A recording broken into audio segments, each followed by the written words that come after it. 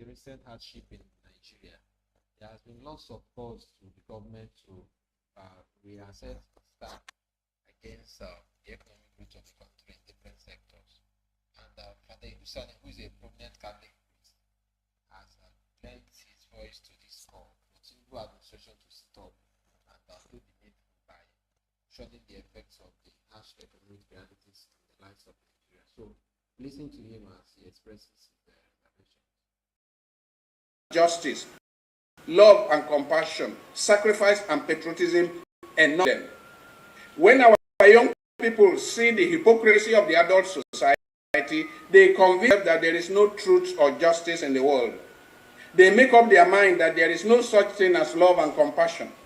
They conclude that the world is one big jungle, largely influenced by the principle of mutual exploitation and often governed by the law of the survival of the fittest and the triumph of the valiant.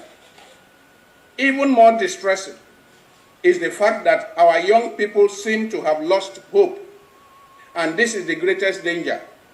I reason that it is the absence of hope amid hardship that has led many of these young people, young unemployed and unemployable people, into some of the most terrible behaviors that we witness today.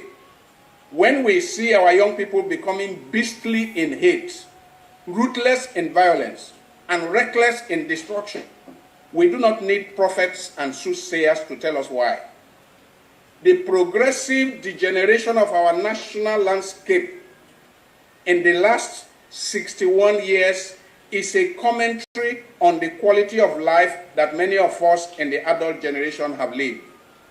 We of the adult generation must now own up before our children, before our young people, that we have betrayed our fatherland and failed to lay the necessary foundation for a prosperous future. We must own up to the fact that we have often stolen food off the hands of our children.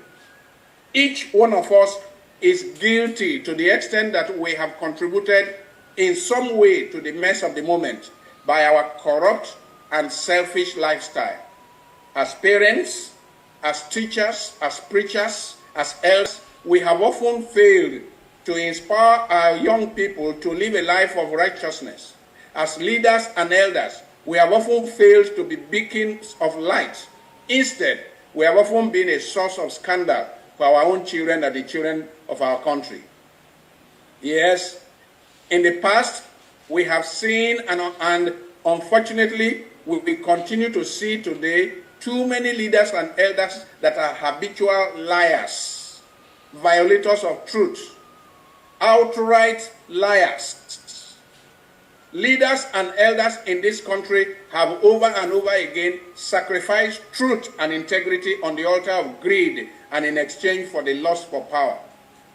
There is serious work to be done by all of us who belong to the adult society in Nigeria, if we are not to kill tomorrow before today's sun sets. Yes, if we are not to kill tomorrow before today's sun sets, those of us in the adult generation have a lot of work to do.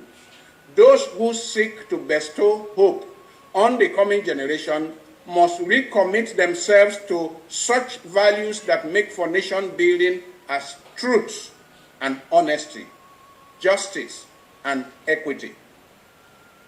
I am sitting down and I'm watching a number of lawyers here and jurists and so on. In the last few years, technicalities have been used to destroy justice in this country. I mean, we can see the truth very clearly, but smart lawyers will use technicalities to destroy justice. And Nigerians are watching, and the judiciary and the bar are losing respect before many Nigerians because we can see what justice is in particular cases and how they use their intelligence to use technicalities to destroy justice. And 2015, I had the opportunity of speaking to the Nigerian Bar Association, where I said the purpose of law is the attainment of justice in the society. And if law is now used to promote injustice, then that society is going down. In the past few years, we have seen that too many Nigerian leaders do not deserve to be in positions of leadership. So